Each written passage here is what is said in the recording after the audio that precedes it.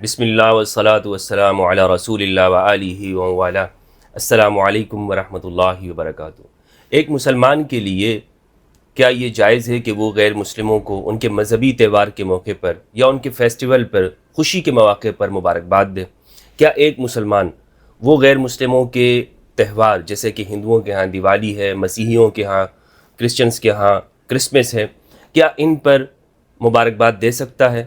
Cake کاٹنا، ان کے ساتھ خوشی منانا یا ان کے ساتھ ایک جگہ پر جمع ہو کر مبارکباد دینا، یہ سب کچھ کیا ایک مسلمان کر سکتا ہے؟ آج کی اس ویڈیو میں انشاءاللہ عز و جل مختصر طور پر ہم اس کا بیان کریں گے۔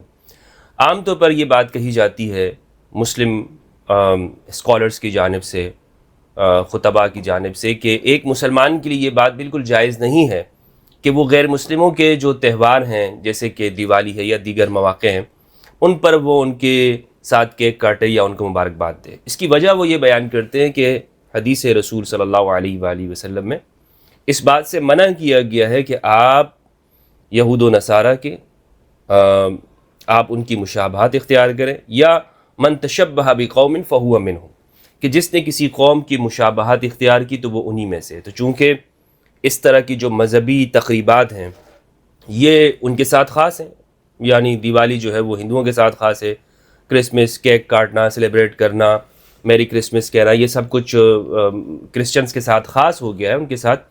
تو اس لیے اگر ایک مسلمان ایسا کرے گا تو دور سے یہ دیکھنے کو ملے گا کہ یہ مسلمان نہیں ہے بلکہ یہ ہندو ہے یا یہ مسیحی اور کرسچن ہے۔ تو اس لیے ہمارے ہاں اس چیز کو منع کیا جاتا ہے۔ لیکن قرآن مجید فرقان حمید میں اگر ہم اس بات کو دیکھتے ہیں کہ آیا قرآن مجید کیا ہمیں غیر مسلموں کے ساتھ، اور خاص طور پر وہ غیر مسلم کہ جو ایک مسلم سوسائٹی میں رہ رہے ہیں، مسلم اکثریتی ملک میں رہتے ہوں، ان کے ساتھ ہمیں کیسا برتاؤ کرنا ہے؟ ان کے ساتھ کیا ہمیں ہمیشہ اپنی تیوری چڑھا کے رکھنی ہے، یا اگر وہ رستے سے گزر رہے ہوں تو ہم ان کو رستہ نہ دیں؟ بعض روایات ایسی بھی ملتی ہیں ہمارے ہاں افسوس کے ساتھ کہ ہماری صحیح کتابوں کے اندر موجود ہے کہ اگر ایک یہودی وہ ایک رستے میں جا رہا ہو تو آپ نے کوشش یہ کرنی کہ اس کو رستہ دینے کے بجائے اس کو اور آپ دھکیلتے جائیں۔ تو قرآن کیا کہتا ہے؟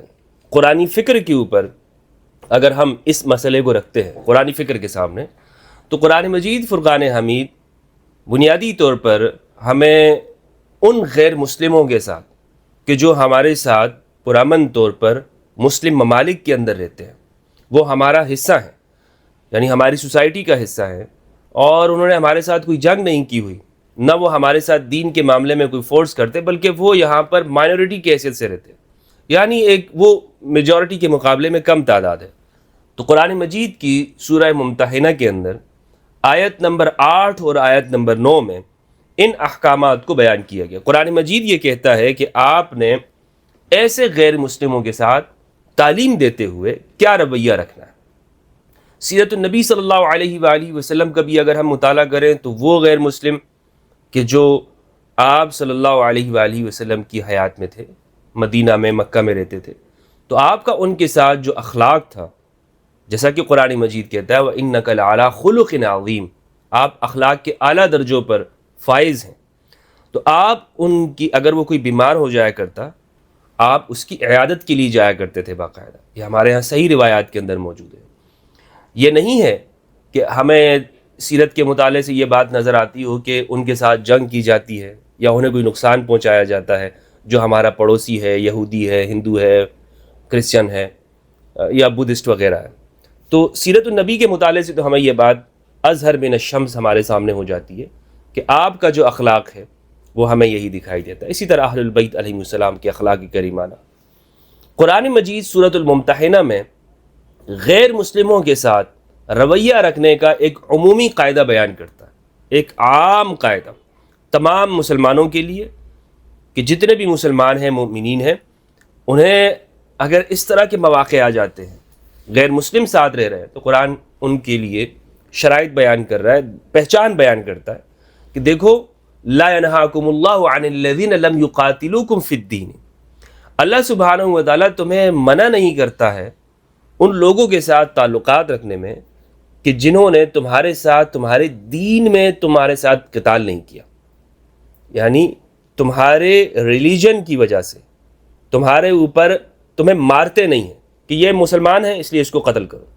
اگر وہ ایسا نہیں کر رہے اور وہ تمہیں تمہارے گھروں سے نہیں نکالا اور نہ ہی انہوں نے تمہیں تمہارے گھروں سے نکالا، تمہیں نکال کر تمہاری زمینوں پر قبضہ کر لیا، ان کے ساتھ اگر یہ دو کام کسی غیر مسلم نے نہیں کیے تو آپ ان تبروہم وتقسطوا الیہم ان اللہ یحب المقسطین، آپ ایسے غیر مسلموں کے ساتھ بر کریں، قسط کریں، اچھائی کریں، نیکی کریں. بر اس نیکی کو کہتے ہیں کہ جس کی مقابلے کی کوئی توقع نہیں ہوتی، جس کے عوض کی کوئی توقع نہیں ہوتی.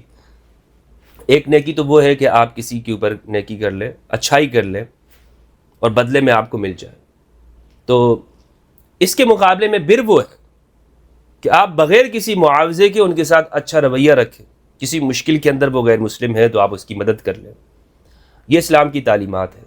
دو شرائط بیان کی ہیں کہ یہ غیر مسلم ایسا نہیں ہے کہ جو تمہارے دین کے اندر تمہارے ساتھ قتال کرتا ہے کہ بھائی یہ مسلمان ہے اس لیے اس کو نقصان میں نے پہنچایا اور اس کو قتل کیا، اس کے بڑوں کو قتل کیا کیونکہ یہ مسلمان ہے.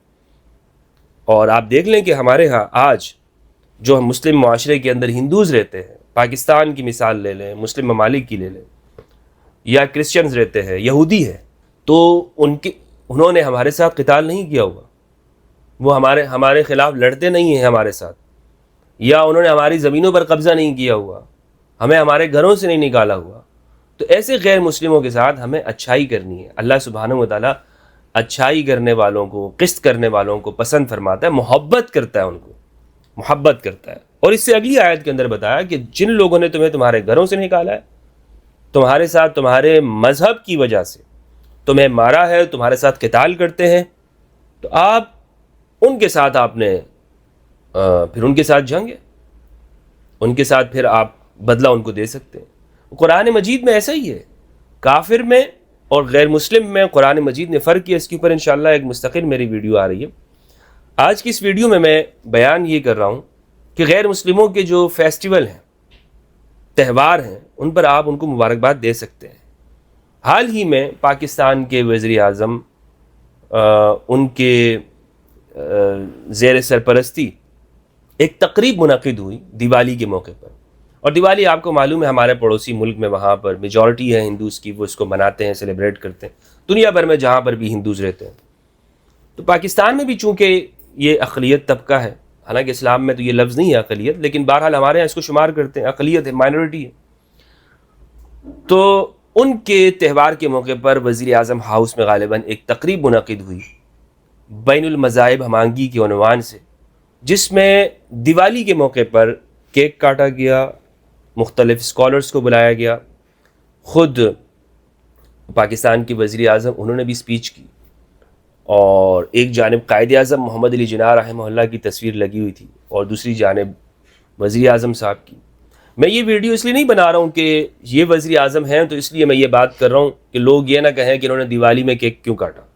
ان کی جگہ پر اگر کوئی اور وزیر اعظم ہوتے، کوئی بھی شخص ہوتے، یا یہ موقع نہ بھی ہو، یعنی پرائم منسٹر ہاؤس نہ بھی ہو، کسی بھی جگہ پر اگر اس طرح کی تقریب ہوتی ہے تو اب چونکہ یہاں پر ہوئی اور بڑے پیمانے پر ہوئی، دنیا بھر کے اندر اس کو سراہا بھی گیا، حتیٰ کہ سوشل میڈیا کے اوپر جو دیگر ممالک کے وہاں پر بھی اس کو دیکھا گیا اور بڑا ایک اچھا عمل ہوا ہے. لیکن کچھ لوگوں نے یہ کہا کہ یہ شرکیہ کام ہے، آپ ہندوؤں کے تہوار کو سیلیبریٹ کرتے ہیں. تو اس لیے میں اس موقع پر گفتگو کر رہا ہوں کہ اول تو اس کو ہندو تہوار نہیں کہہ سکتے، یہ یہاں کے اس کا ایک خاص فلسفہ ہے. دیوالی حقیقت میں دیپ آولی کہتے ہیں، اس پہ چراغ جلائے جاتے ہیں، رنگ وغیرہ کچھ اس طرح سے. یہ چراغوں کا مقصد یہ ہے کہ اندھیرے کا خاتمہ ہو، اس کا ایک پورا ڈیپ فلسفہ ہے، اس کو رہنے دیتے ہیں. لیکن بہرحال اگر اس کو مان بھی لیا جائے کہ یہ ہندوؤں کا تہوار ہے تو شرعی نقطہ نگاہ سے اس میں کوئی قباحت نہیں ہے کہ آپ اس پہ کہتے ہیں کہ ہیپی دیوالی، یا آپ ان لوگوں کے ساتھ ان کو بلا کر ہندوؤں کو آپ مٹھائی کھلا دیتے ہیں. یہ قرآن مجید کی اسی آیت کو اگر ہم سامنے رکھتے ہیں تو ہمیں یہ مسئلہ استنباط ہوتا ہے. نیت صحیح ہونی چاہیے ہر کام کے اندر، جو ہے وہ اخلاص نیت یہ ہے کہ میں اپنے جو انسانی بھائی ہیں، خاص طور پر جو اس ملک میں اندر رہتے ہیں، ان کو حوصلہ دے سکوں اور ان کو یہ اجنبیت نہ ہو ان کو، ہم سے کوئی خوف نہیں ہونا چاہیے. یہ نیت رکھتے ہوئے اگر ہم ایسے تہواروں کو سیلیبریٹ کرتے ہیں تو کوئی قباحت نہیں ہے. ہاں یہ نہیں ہونا چاہیے کہ اس میں یہ نیت کہ یہ ان کا مذہب بھی حق پر ہے، یا ان کی جو فکر ہے جو شرکیہ ہے، جس کو قرآن واضح طور پر شرک کہتا ہے، تعدد الہ کا، کئی کریٹرز کو ماننے کا، یا شرک کی اقسام کا، تو اس کو بھی ہم صحیح کہہ رہے ہو نہیں. ہم ان کو عقیدوں کا ہمارا اختلاف موجود ہے. میں ایک مسلمان ہوں، میں توحید پر یقین رکھتا ہوں. وہ اگرچہ مشرک ہیں، وہ اگرچہ وہ یہودی ہیں، وہ اگرچہ وہ مسیحی ہیں اور ان کے ہاں تثلیث کا عقیدہ موجود ہے یا دیگر عقائد موجود ہیں جن پر میرا کوئی اتفاق نہیں ہے، میں ان سے اختلاف کروں گا. اور ہمیشہ یہی میری آخرت بھی اسی ضمانت اسی میں، اور مجھے دین میری تعلیمات بھی یہی ہیں، ہمیں ہمارے دین نے بھی یہی تعلیمات دی ہیں توحید کی. لیکن بھائی بات کیا ہے؟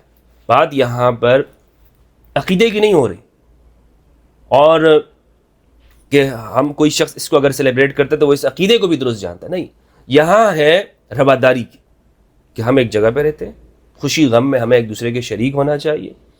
اور چونکہ یہ کم ہے یہاں پر اور ان کو ہم سے کوئی خوف خطرہ نہیں ہو، تو اس لیے ہم ان کے ساتھ اس کی سیلیبریشن کرتے ہیں.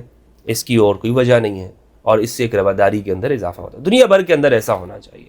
آپ پاکستان میں یا پاکستان سے باہر ہیں، آپ ان کے تہواروں میں شرکت بھی کر سکتے ہیں اور آپ ان کو مبارکباد بھی دے سکتے ہیں. اس میں کوئی قباحت شرعی طور پر نہیں ہے، نہ ہی یہ شرک ہے، نہ بدعت ہے، نہ کچھ اور ہے. کچھ لوگ احتراز کرتے ہیں، بچتے ہیں، تو ٹھیک ہے. آپ اگر نہیں کرنا چاہتے، ان کے ساتھ سیلیبریٹ نہیں کرنا چاہتے، تو کوئی زور زبردستی کی بات نہیں ہے. لیکن اگر کوئی کرتا ہے تو یہ شرک، بدعت، کفر اور حرام نہیں ہے. یہ مسئلہ تھا جو میں نے اس کی تفہیم کے لیے، سمجھانے کے لیے گفتگو کی ہے. اللہ سبحانہ و تعالیٰ سے دعا ہے کہ پروردگار ہمیں قرآن مجید میں تدبر کرنے اور اہل البیت کی معرفت عطا فرمائے. والسلام علیکم ورحمۃ اللہ وبرکاتہ.